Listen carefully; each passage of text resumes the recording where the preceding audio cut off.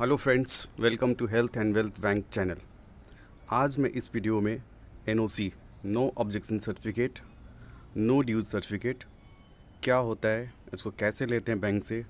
और इसमें क्या क्या परेशानी आती है, क्या क्या डॉक्यूमेंट्स चाहिए होते हैं, उसके कोई चार्जेस होते हैं कि नहीं होते हैं, और नो ऑब्जेक्शन सर्टिफिकेट से रिलेटेड जितने भी क्वेश्चंस हो सकते हैं उन सब का आज मैं इस पे इंफॉर्मेशन जानकारी देने जा रहा हूँ। इस वीडियो को देखने के बाद आपको एनओसी से रिलेटेड कोई भी जानकारी नहीं बचेगी, आप बिल्कुल इसके मास्टर हो जाएंगे। अगर आप इस चैनल पर नए हैं तो प्लीज़ सब्सक्राइब कीजिए सो दैट आगे कोई और भी वीडियो अगर इससे रिलेटेड आता है, लोन से या हेल्थ से रिलेटेड, वो आप उसको देख पाएँ। तो चलिए हम स्टार्ट करते हैं इस वीडियो को। जैसा कि आपको पता है, कोई भी व्हीकल, कार, बाइक जब हम लेते हैं बैंक से, लोन लेते हैं,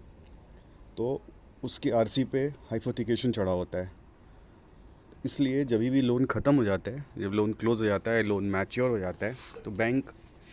नो ऑब्जेक्शन सर्टिफिकेट आपके कम्युनिकेशन एड्रेस, जब आपने लोन लेते हुए समय जो दिया था एड्रेस, उस पर डिस्पैच कर देता है।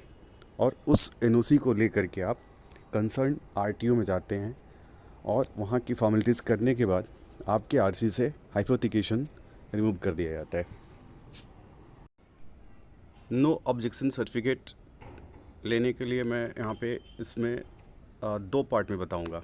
पहला पार्ट जहाँ पे कि आपका एनओसी मिल गया था बट किसी कारण वजह से, किसी भी रीज़न से आप उसको यूज़ नहीं कर पाए थे, यानी कि एनओसी मिली हुई है आपको बट वो एक्सपायर हो गई है और अभी किसी भी कारण से हो सकता है कि आपको अपनी कार सेल करनी हो या किसी दूसरे को आप कार अपने फैमिली में किसी को भी ट्रांसफ़र करना चाह रहे हो, उस केस में आपको रिक्वायरमेंट हुई है एनओसी की। तो होता है क्या है, बैंक टू बैंक डिपेंड करता है, बट अगर मैं बात करूं आईसीआईसी बैंक के व्हीकल्स, कार के, बाइक की एनओसी के बारे में, तो ये 90 डेज़ के लिए वैलिड होती है आरटीओ ऑफिस में यूज़ करने के लिए। तो इस केस में अगर आपको एनओसी दोबारा लेनी है तो आपको अपनी आइडेंटिटी कार्ड कोई भी हो, PAN card, Aadhaar card, voter ID card, passport और आरसी ले करके किसी भी लोन सर्विसिंग ब्रांच में विज़िट करनी होगी, जहाँ पे अगर आपको अपना लोन नंबर नहीं भी पता है तो आप अपना व्हीकल नंबर जब बताएंगे तो वहाँ पे आपका लोन नंबर मिल जाएगा और उसके बाद वो आपको एनओसी दे सकते हैं।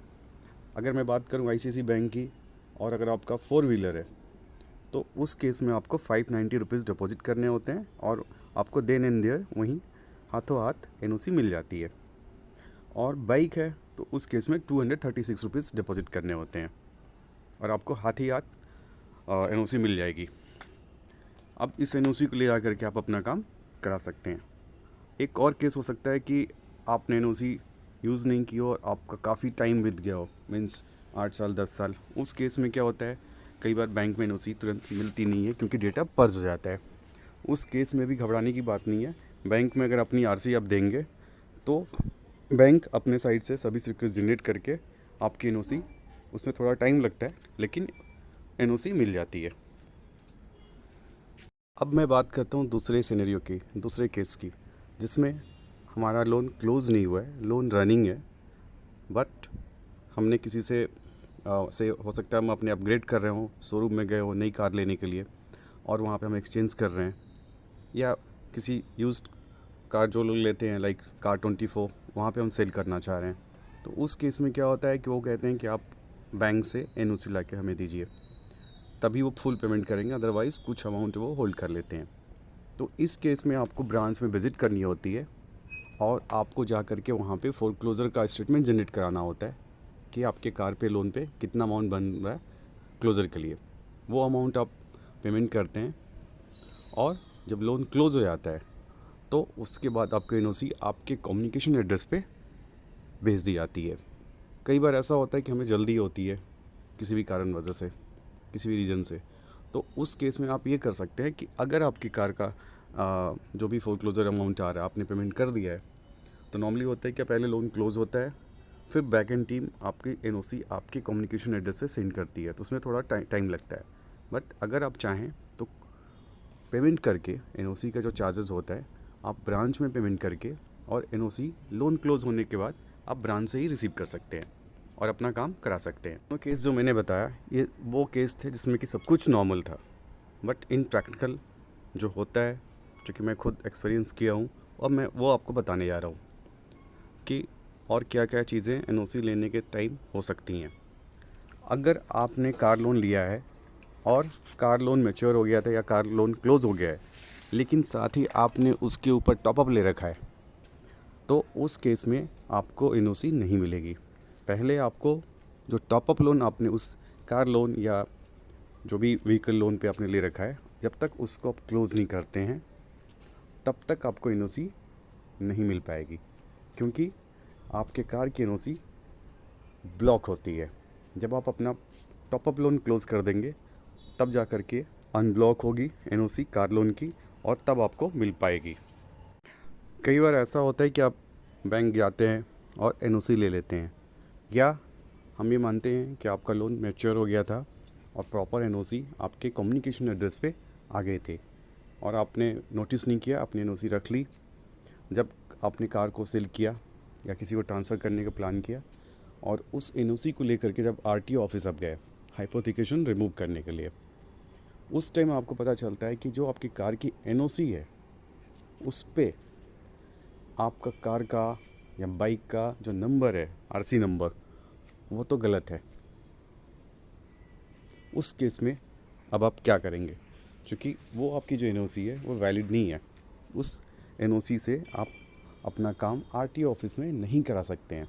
अब उस केस में आपको क्या करना है, उस केस में आपको अपनी आरसी की ओरिजिनल आरसी, अपनी आईडी, यानी अगर आपका लोन है तो आपको खुद अपनी आईडी आरसी ले करके और आपके अपने लोन के ब्रांच में विज़िट करनी है। ज़रूरी नहीं है कि जिस ब्रांच से आपने लोन लिया है उसी ब्रांच में जाना है।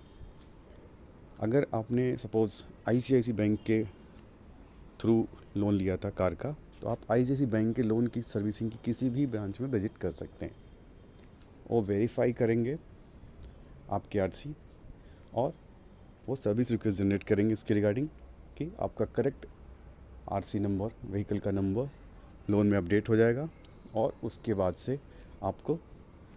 करेक्ट व्हीकल नंबर के साथ एनओसी जनरेट होकर के आपको दे दिया जाएगा। अब मैं आपको एक तीसरा केस बताता हूँ। आप किसी शहर में हैं, वहाँ पे आपने लोन लिया, फॉर एग्ज़ाम्पल आप नोएडा में हैं, आप यहाँ पे वर्किंग हैं और आपने आईसीआईसी बैंक से एक कार का लोन ले लिया। आप ईएमआई उसकी टाइम से दे रहे हैं और पता चलता है कि आप 10 महीने बाद आपका ट्रांसफ़र बेंगलोर हो गया है। अब आपको ऑब्वियसली ये कार लेके वहाँ जाना है और वहाँ आपको चलाना है। अब आप क्या करेंगे, आपका कार का लोन तो अभी और बचा हुआ, जितने भी टेन्योर के लिए आपने ले रखा है, हो सकता है आपने 3 साल के लिए लिया हो या 5 साल के लिए लिया हो। उस केस में आप यहाँ लोकल नोएडा के लोन सर्विसिंग ब्रांच में जाएंगे और उनसे एक एनओसी लेंगे स्टेट ट्रांसफ़र के लिए। अब उस केस में क्या होता है, एक बहुत ही ज़रूरी चीज़ है जो मैं आपको बता दूं। इस केस में आपको जब ब्रांच में विजिट करना है, आपको अपनी आरसी लेके जानी है, अपनी आईडी लेके जानी है, लेकिन साथ ही साथ आपको कोई ना कोई एक एड्रेस प्रूफ देना पड़ेगा उस शहर का जहाँ पे भी आप ट्रांसफ़र होके जा रहे हैं, क्योंकि बैंक अपने रिकॉर्ड में, क्योंकि बैंक ने आपको लोन दिया है, अभी आपने लोन क्लोज़ नहीं किया है, तो अपने रिकॉर्ड में वहाँ का एड्रेस जो भी आपका कम्युनिकेशन एड्रेस होगा वो अपडेट करेगा।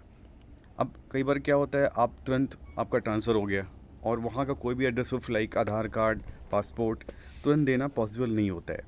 तो अगर आप वर्किंग हैं और जिस कंपनी ने आपको वहाँ पे जॉब के लिए बुलाया हुआ, ऑफ़र दिया हुआ है, उसका ऑफ़र लेटर भी लेके अगर आप ब्रांच में जाते हैं तो आपका काम हो जाएगा और उसके बेसिस पे आपको वो एनओसी ब्रांच बना करके दे देगी। फोर्थ केस में बता रहा हूँ मैं आपको। अगर आपका आईसीआईसी बैंक में अकाउंट है, आपका आईसीआईसी बैंक में ही कोई भी व्हीकल का लोन चल रहा है और आपका लोन मैच्योर हो गया है, आपको पता है कि लोन ख़त्म हो गया है, अब ईएमआई नहीं जा रही है और कोई ड्यूज़ भी नहीं है, तो आप चाहें तो कस्टमर केयर को कॉल कर सकते हैं अपने रजिस्टर्ड नंबर से या रजिस्टर्ड मोबाइल ईमेल आईडी से आप उनको मेल ड्रॉप कर सकते हैं रिगार्डिंग एनओसी। तो वो आपको एनओसी आपके रजिस्टर्ड ईमेल आईडी पे भी भेज देते हैं और ये जो एनओसी होती है 3 पेज की एनओसी होती है, जिसमें बैंक ऑफिशियल्स के सिग्नेचर होते हैं। उसको आप प्रिंट आउट ले करके ब्रांच में विजिट कर सकते हैं। ब्रांच ऑफिशियल्स उस एनओसी को वेरीफाई करके स्टैम्प करके आपको वापस दे देंगे। उस एनओसी को ले करके आप हाइपोथिकेशन के लिए आरटी ऑफिस में विजिट कर सकते हैं और वो बिल्कुल काम करेगा आपका। कई बार ऐसा होता है कि हमारे घर में कुछ सीनियर्स कार लोन लिए होते हैं और एज ज़्यादा होने की वजह से या उनके हेल्थ की वजह से कई बार वो ब्रांच में विजिट नहीं कर पाते हैं एनओसी के लिए। तो उस केस में एनओसी हम कैसे ले सकते हैं? उसका बेस्ट तरीका ये है कि आप जिनके नाम से भी एनओसी है, जिनके नाम से भी कार का लोन चल रहा है या बाइक का लोन चल रहा है, व्हीकल का लोन चल रहा है, उनसे एक ऑथराइजेशन लेटर लिखवा लें मेंशन करते हुए व्हीकल नंबर, अलॉन्ग विथ साथ में आरसी की कॉपी होगी जिस पे वो खुद साइन करेंगे, रिक्वेस्ट लेटर पे साइन करेंगे, ऑथराइजेशन लेटर में मेंशन करेंगे कि वो किसको भेज रहे हैं, उनके कौन हैं और वो कौन सा डॉक्यूमेंट लेके ब्रांच में विजिट कर रहे हैं। साथ में अपनी एक आईडी प्रूफ पे साइन करके वो भेज देंगे और ब्रांच में ये चेक करके कि वो लोन रनिंग है, लोन क्लोज़ हो गया है, अगर कोई ड्यू है तो डिपॉजिट करके आप एनओसी ब्रांच से भी ले सकते हैं। अब कुछ FAQs हम कवर कर लेते हैं। कुछ लोग पूछते हैं कि मेरा एनओसी खो गया है, मेरा आरसी भी खो गया है, मुझे एनओसी लेना है, क्या मैं ले सकता हूँ? जी हाँ, आप बिल्कुल ले सकते हैं। आप अपने एक आईडी कार्ड के साथ अपने लोन के ब्रांच में विजिट कीजिए। वहाँ आप अपना कार का या बाइक जो भी लोन है आपका, उसका नंबर बताइए। अगर आपके पास लोन नंबर नहीं है तो उससे वो आपका लोन नंबर निकाल लेंगे और आपको जो उनकी फ़ी होती है वो आप डिपॉजिट कर देंगे कैश में या चेक से, जैसा कैश में डिपॉजिट कर देंगे और आपको वो एनओसी दे सकते हैं। एक क्वेश्चन हमेशा पूछा जाता है कि मेरा एक कार का लोन था या बाइक का लोन था, अब मेरी ईएमआई नहीं जा रही है और मुझे एनओसी नहीं मिली। तो ये मिसकंसेप्शन होता है कई बार हमें कि अगर हमारी ईएमआई अब नहीं जा रही है तो हम ये सोच लेते हैं कि हमारा लोन क्लोज़ हो गया। तो होता क्या है कि अगर हम कोई भी लोन लेते हैं कार का या बाइक का, एक सर्टेन पीरियड के लिए लेते हैं, हो सकता है 3 साल के लिए लिया हो, 2 साल के लिए लिया हो या 5 साल के लिए लिया हो, तो ईएमआई उसके अकॉर्डिंग जाती है। लेकिन इसका मतलब ये नहीं है कि अगर आपकी ईएमआई नहीं जा रही है यानी कि लोन मैच्योर हो गया है तो लोन क्लोज भी हो गया है। लोन मैच्योर होना एक अलग बात है और लोन का क्लोज़ हो जाना,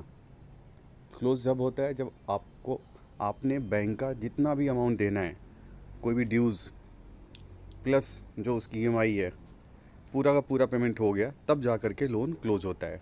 और जब लोन पूरा क्लोज़ होता है तब जा कर के ही नो ड्यूज़ या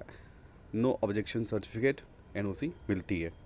अब होता क्या है, कई बार हम ईएमआई देते हैं लेकिन पूरे टेन्योर, लोन के पूरे टेन्योर में कभी हो सकता है कि आपकी ईएमआई बाउंस हो गई हो, जिसकी वजह से उसमें लेट पेमेंट चार्ज लगा हो, ओवर ड्यू चार्ज लगा हो, और हो सकता है कि आपने ईएमआई तो पे कर दी हो जा कर के along with late penalty charge, लेकिन जो एडिशनल चार्जेस उसमें लगते हैं वो क्या होता है, वो मंथ के एंड में जा कर के अपडेट होता है, जिसके चलते जब आपने ब्रांच में विज़िट किया होगा ईएमआई बाउंस होने के 2-4 दिन के अंदर, तो आपने सिर्फ बाउंस चार्जेस और ईएमआई अमाउंट ही डिपॉजिट किया होगा। जो एडिशनल इंटरेस्ट उसमें ओवर ड्यू में दिख रहा होगा, पड़ा होगा, वो आपने डिपॉजिट नहीं किया होगा, तो इसके चलते भी आपका लोन क्लोज़ नहीं हुआ होगा। सो इस केस में आपको ब्रांच में विजिट करके ओवर ड्यू डिपॉजिट करके आप एनओसी ले सकते हैं। Thank you for watching this video and please subscribe for more videos. Thank you.